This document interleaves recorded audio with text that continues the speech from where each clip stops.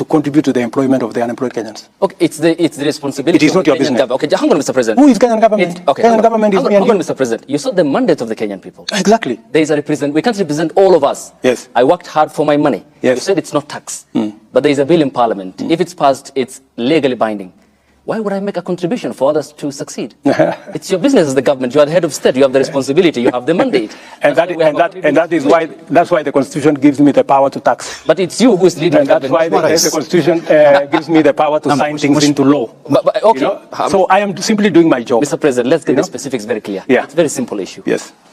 You are saying it's not a tax. It is not a tax. That's the commander-in-chief saying. Yes, it is not a tax. Hang on, let's go step by step. Yes. There is a bill that will come before Parliament. Absolutely. Hypothetically, let's say it's passed. If it's not a tax, why would I contribute? Because it is the law.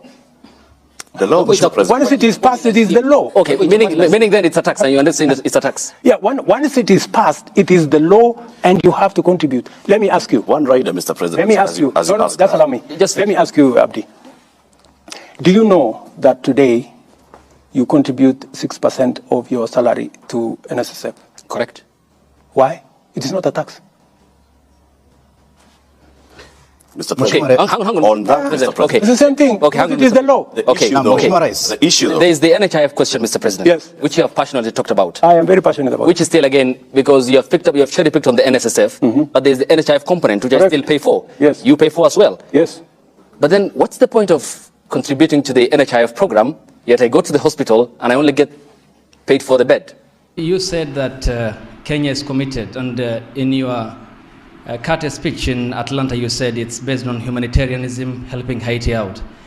But can you explain the geopolitical goal, 12,000 kilometers away from Nairobi, when schools in the counties of Baringo, West Pokot, and Turkana have not yet opened because of the banditry problem, yet you are committing our national police force to Haiti, and where is the priority? This being one of your major manifesto pillars, talking about security, and to the extent that even the Defense Cabinet Secretary talked about the deployment of, if need be, the Kenyan military or the special personnel to make sure that schools are reopened, children go to school in areas that are bandit prone in Kenya. Why are you committing to Haiti when we have a problem back home?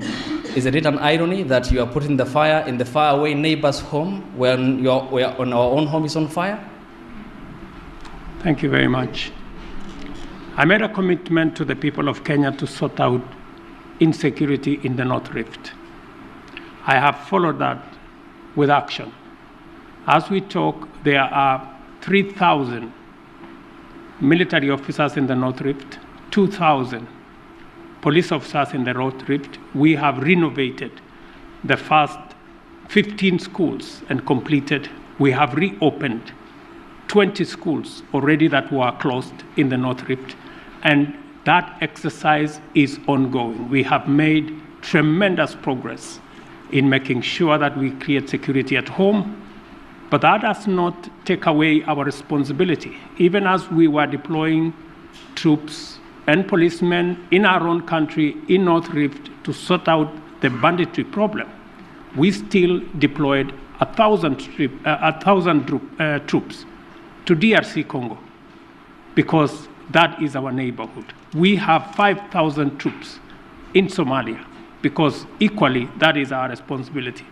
And Haiti should not be an exception.